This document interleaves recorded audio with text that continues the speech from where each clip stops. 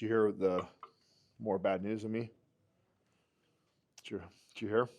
Which part? After we did the last episode of the Oh, all the rehab, bruising. yeah, I'm all bruised up, which means I won't be doing anything for a little while.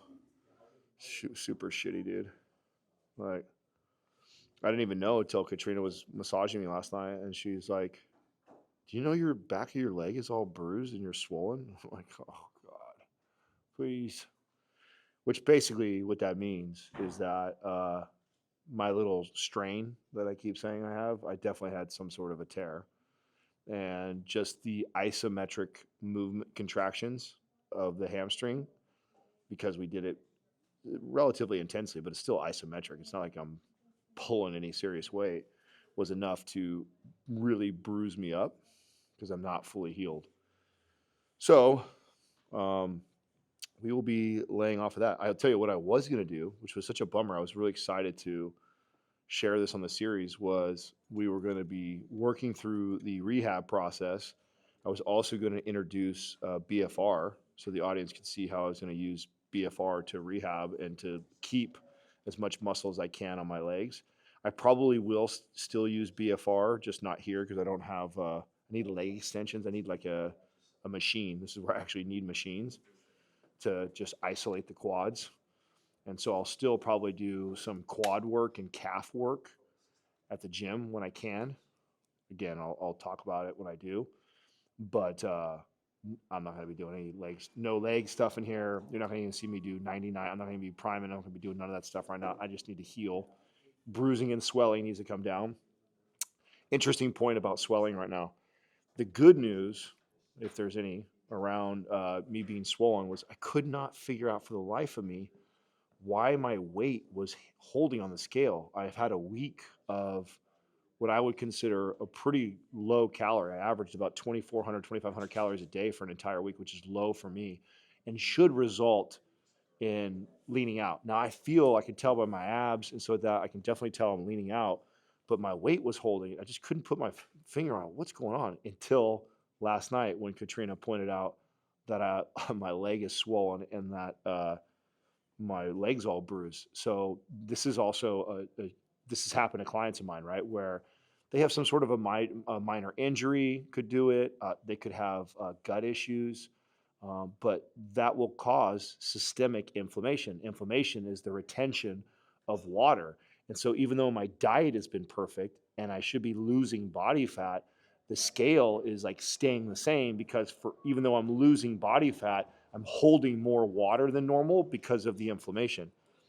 Can be super discouraging for somebody who's actually doing something really good, doesn't realize that their gut is inflamed or they have some sort of chronic pain issue or an injury they have and they're nursing that and then their body's inflamed. So interesting point. Frustrating. So today, so going forward, this this routine is getting sadder and sadder. I'm now down to chest, back, shoulders, and arms. And so I think the way I'm going to split that now is we're going to do shoulders and arms together, and then we'll do chest and back together. Some positive news. I have been able to, slightly increase the volume on the chest. I'm still afraid to go heavy, and I won't anytime soon. But it does feel like I can hit a little chest. It's responding. It's feeling better and better as the days go on. So at least that's doing well. We want to make sure that we don't push that too hard either. But we're going to start hitting it. So today I'm going to do a little shoulder and arm workout. We're still going. That's what matters. We'll do this one with no music since everybody's in here working. Raw doggy. That's right. I brought you guys and your raw dog. So we already started that.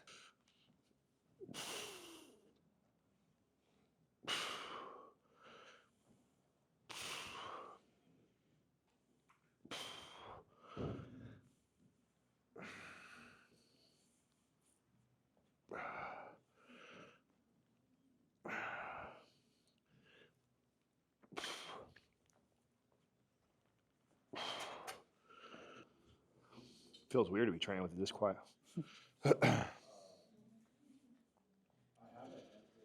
remember I used to hate working out in gyms that were that quiet. Gotta have a little bit of music going on in the background. I do feel like I'm leaning out pretty good. So it'll be interesting to see how the body fat shifts here, right? Because we're on this cut, which is not advantageous for keeping my leg muscles and not training them, right? So my fear is that in 2 weeks, when we do the body fat test, that I've lost some body fat in most of my, but I also might most likely will lose some size on my legs, which may not show as drastic of a shift on the body fat test, which would be kind of a bummer, man. But we'll see. I'm also really curious on how effective the EAAs are at this point, right? Hard to say how much of that attributed to the muscle that we built the last 2 months. Sure, it helped. Sure, it didn't hurt. But for the most part, I was eating in a surplus and hitting protein, at least in the back half. But this time, we're going to be cutting and in a caloric deficit, barely hitting protein intake, thinking those EAAs will hopefully help maintain as much muscle as we can. And this test will definitely put it to the test, because between cutting as low as I am and then in addition to that, not training legs, that's a recipe for losing muscle for sure. But it is what it is. We'll look pretty good though at the end, I promise.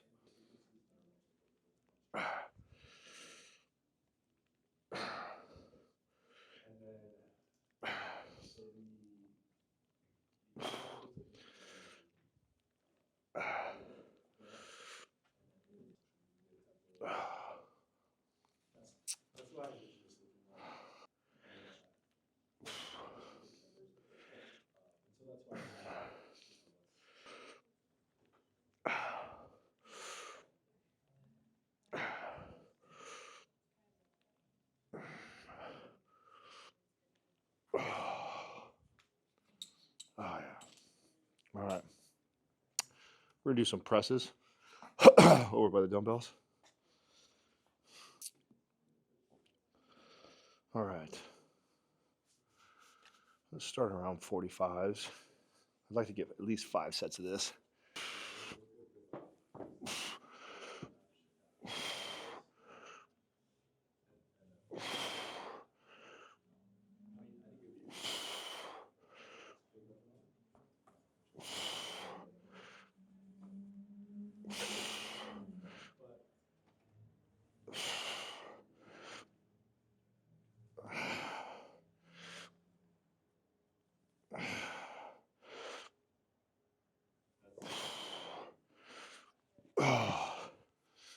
One of the things that's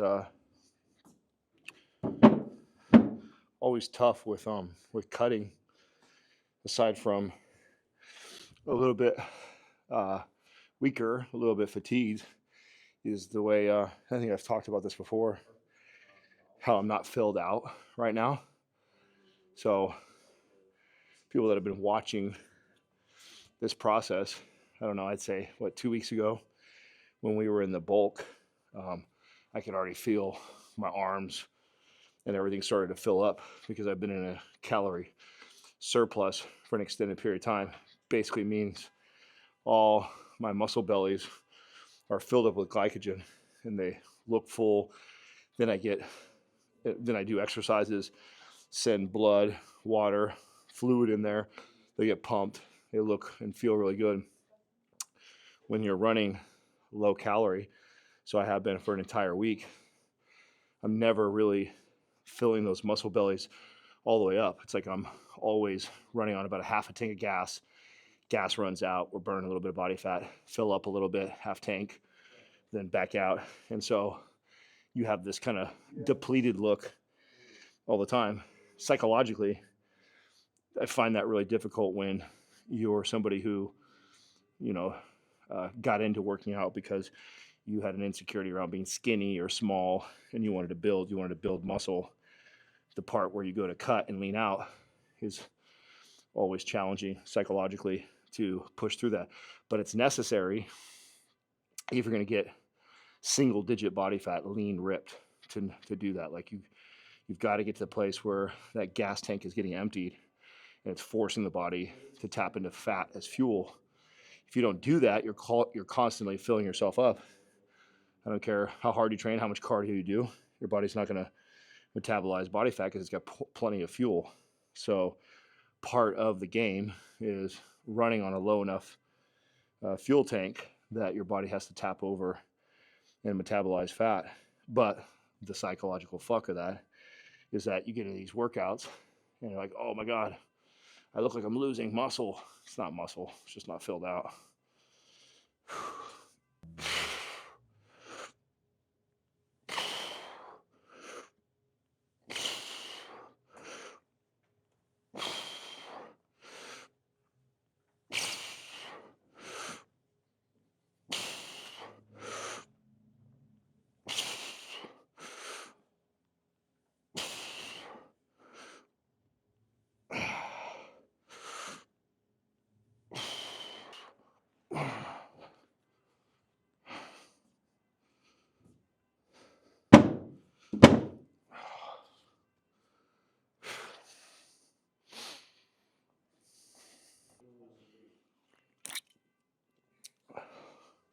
You want to fill my abs, Justin? Not again, huh? Not to. Now the cameras. Now the cameras are going. He says maybe later. Maybe later I do. Oh.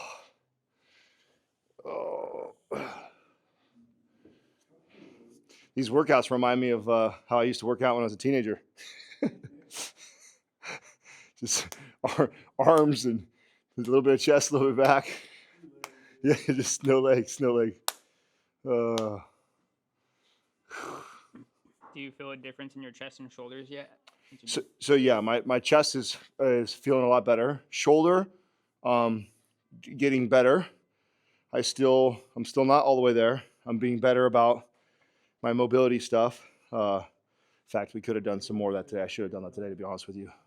We got right in with W's, but what I should have done was my wall circles and stuff. So, but I've been doing a lot better.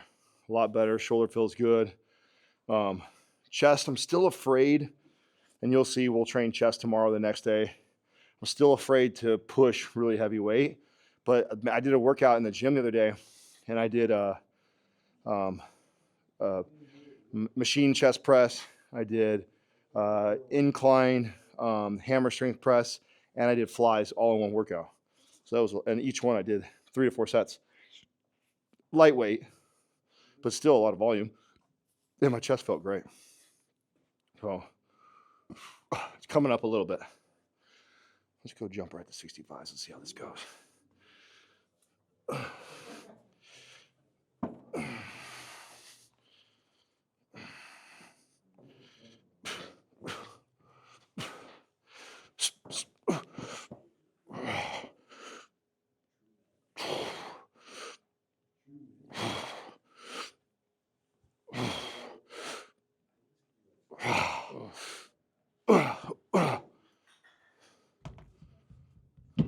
That's a good weight right there. Perfect. Oh, are you guys all off meetings now? Are you on a meeting? Oh, you're not off? You are. Okay, I can put on music then? Sure, okay. I feel like I'm getting weaker with no music. I need all the help I can get.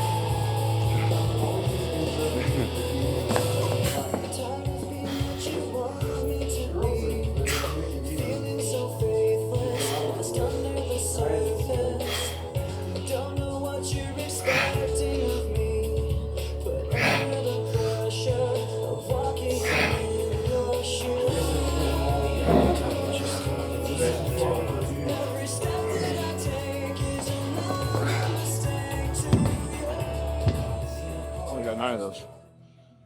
Do one more of those. We're gonna do this, one more set. Then I'm gonna do some rear delt on the cables. And then we'll do some arms, some easy buy and try stuff.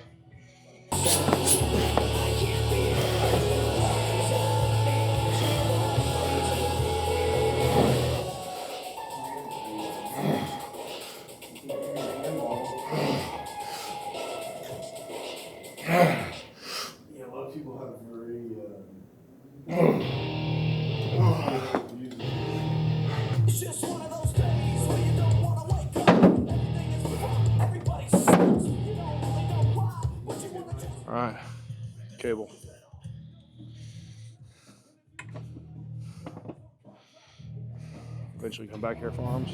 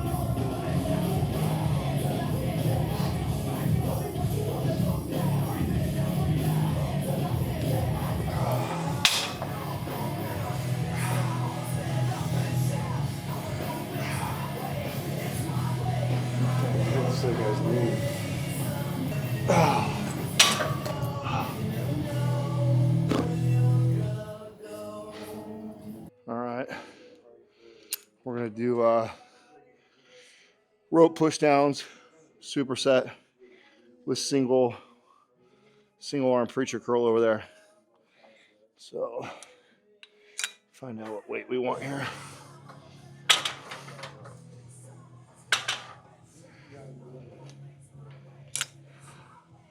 I wish this went up another click. Needs one more click.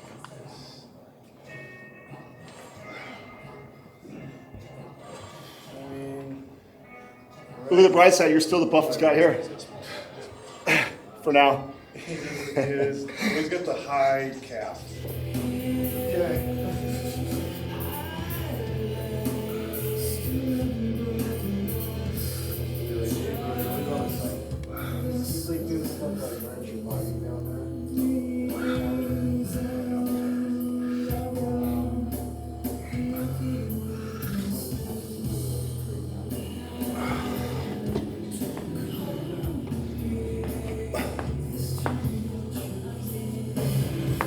You know, while we're in this cut, one of the things that I'm also reminded of too is like probably the hardest part is just the consistency of it, because you really build muscle really slow, you burn body fat really slow. It's such a slow, gradual process, and it really takes days on days on days of consistently being in that deficit to burn enough to make a substantial difference on the body fat test or on the scale. And so easily you can dip out of that. Now, once you find yourself in really good shape or at a body fat percentage you like, maintaining that is relatively easy, and you can have the occasional day where you enjoy yourself and you eat in a surplus, because then you can counter that a couple of days later by getting your shit back together. But to make consistent progress where you're just leaning out, that just takes like serious consistency and discipline. That's hard. I mean, normally I wouldn't advocate for this because I'm a firm believer in having balance in your life, but you know, nothing like your birthday and I had to pull the scale out and weigh my damn tri-tip, and they made me my favorite blueberry chiffon cake that I had not a single piece of, which sucks. But I want to make progress right now in this short period. We're on a clock right now, right? So I got to see progress week over week. You can't do that right now. Can't have those interruptions. What's helped is I went to that local meal place and I bought a bunch of meals so they're already prepped and weighed. That way when I travel and stuff like that, I don't have any excuse. I'll just eat out of there. That helped me get through this last week when we traveled for sure.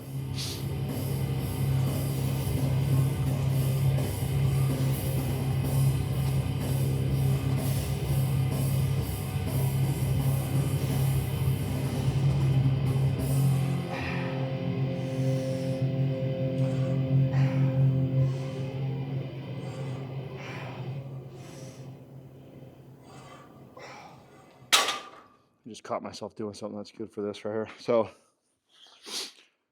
common mistake on a tricep pushdown is the tendency to want to roll the shoulders forward and involve the chest and the delts on getting it down. So a lot of times you'll see guys pick a weight that's really heavy because it's impressive to do the stack, and then they're rolling the shoulders and the chest over as they press down just so they can move more weight. But right now we're training tris and bis, so there's no reason to include my chest and my shoulders in this movement.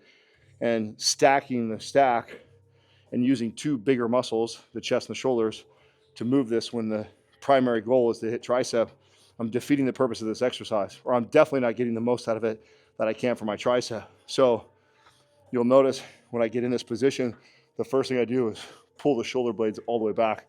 So I want them squeezed back because it's the rolling forward that will allow them to dip into the movement. So I want a weight that's light enough that I can stay in that retracted position and keep those elbows in that tuck position. So I want that weight light enough that I can control that whole movement, keeping that elbow in that fixed position. The minute I start doing this shit to get the weight down, lighten it up or stop the reps. Because now I'm getting shoulder and chest involved. And we're working triceps right now. Let's do a set with the 35. We'll see how that feels.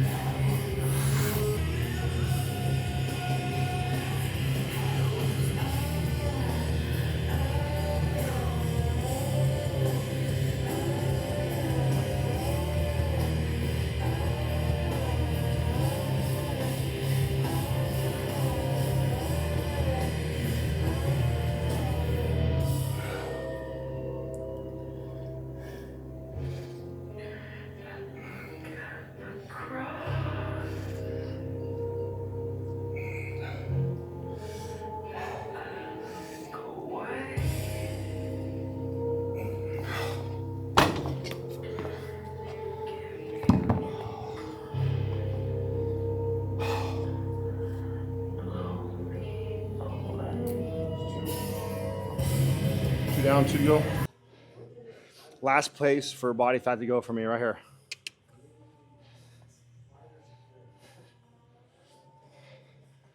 All my bodybuilder buddies, that's how you guys would walk back and they would grab somebody in the back. That's how you can always tell where you're at right there. Dudes hold it right there. Last place to go. We've now reached the 2 ab veins that go down. So we're now at that leanness. Normally that doesn't pop up for me till about single digits. I'm seeing it right now and I know I'm not in single digits. But that means I'm probably pretty close. So that's a good sign that I see that. Then the next will be my back shots. I can always tell when that last bit comes out, the Christmas tree comes out in the back, and then we know we're rocking single digits for sure.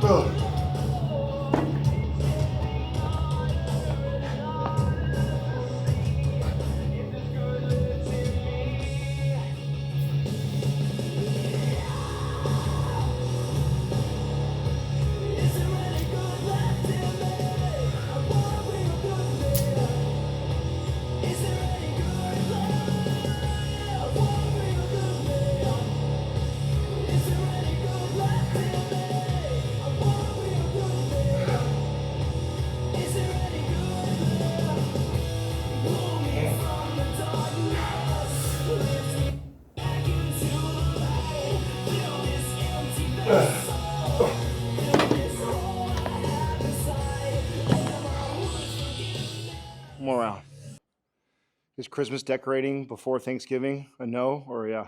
It's a no from me. It's a no for you? Yeah. What about you, Kyle? It's a no. It's a no? Hard no.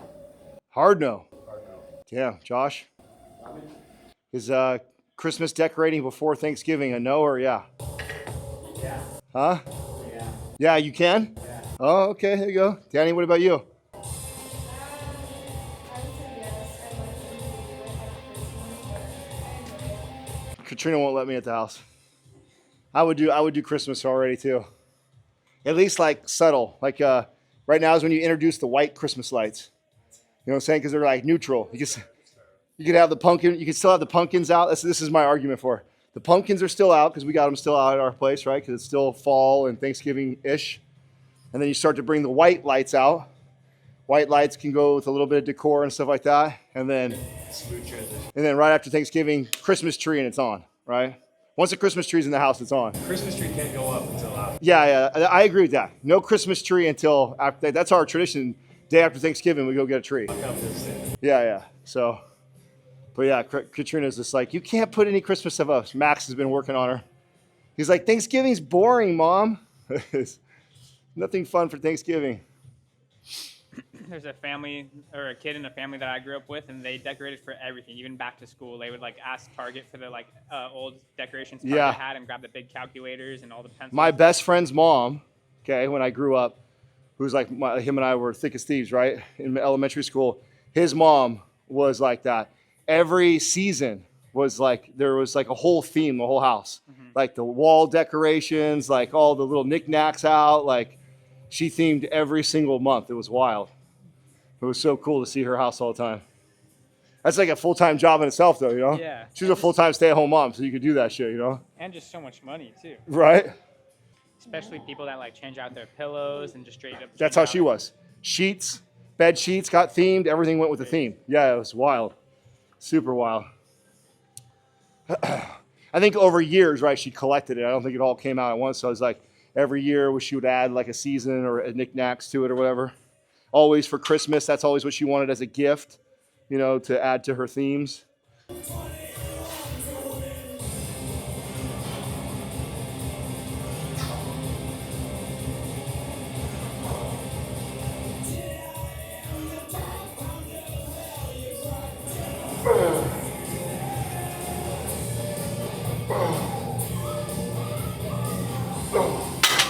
That last 35, I was down to 7 reps.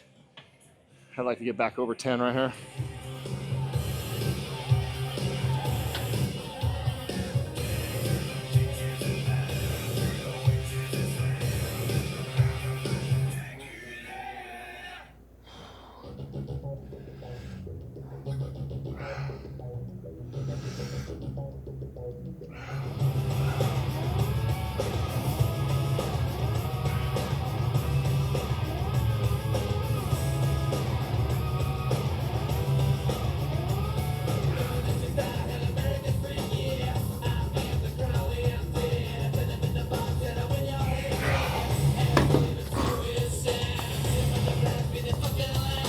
All right, D.